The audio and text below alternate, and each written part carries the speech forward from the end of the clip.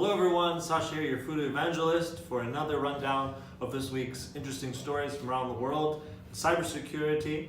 So we'll start out with France. So earlier in the week, we had a new initiative, something unprecedented, set out by French President Macron. And this is the Paris Call for Trust and Security in Cyberspace.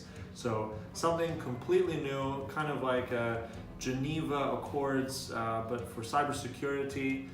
This aims to bolster that, aims to foster cooperation, and really get something really new going in terms of guidelines and initiative between nations and companies also to regulate and go into cyber defense. And already about 51 nations have pledged to this, so this is interesting to follow. So that's all of the European Union nations already on board. However, a slight snag, as we already have a no from China, Russia, and the United States. So we'll see how that will play out, but still incredibly important, something never been done before. So it'll be really interesting to see how that plays out in the near future.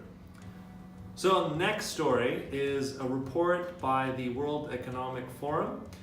This is all about cyber attacks as being the top risk to business, named as the top risk to business in Europe, in North America, and this comes up at the very, very top. You can look at the report in our link as well, so get really detailed findings, what's going on, but it does name that, especially since last year's really, really big cases and the public case, I think 2017, people woke up to how massive cyber threats can be and how impactful and harmful they can be. So it still lists this in most of the regions of the world as one of the biggest threats to doing business. So check that out as well. Then over to the next story is about the shipping industry and maritime shipping, commercial shipping.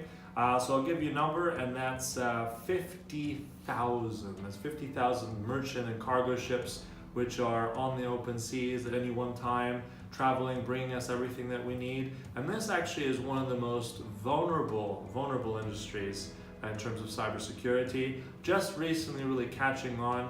A really interesting report and blog you can check out as well. So a lot of measures need to be taken because a lot of these ships, the whole system is extremely complex. A lot of these ships are outdated. The crews sometimes may drop out under short notice, outdated systems. So a massive problem area which needs to be fixed and looked at in terms of plugging that security loop. So read about that as well. Next up, we've got actually two stories from South Asia, from Pakistan.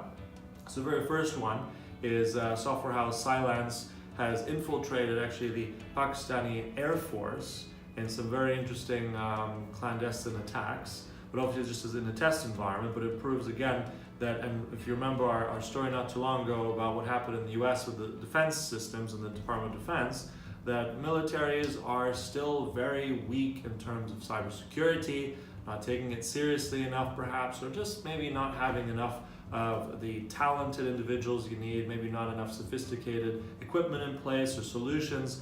But anyway, Cylance was able to get into the nuclear Air Force branch and really get into the systems and the networks. So something quite scary if that's not taken care of in the future. So something also you can read about below as well.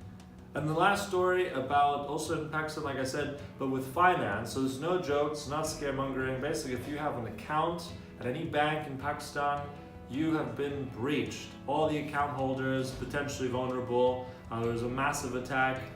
Everything is potentially now available on the dark web. This is according to the Federal Investigation Agency in Pakistan, and one of the main ministers there has released this information. So massive fallout from this. Going to be really interesting to follow and see what's going on in terms of their reaction and how this could have happened. You know, massive industry for a whole country's financial industry.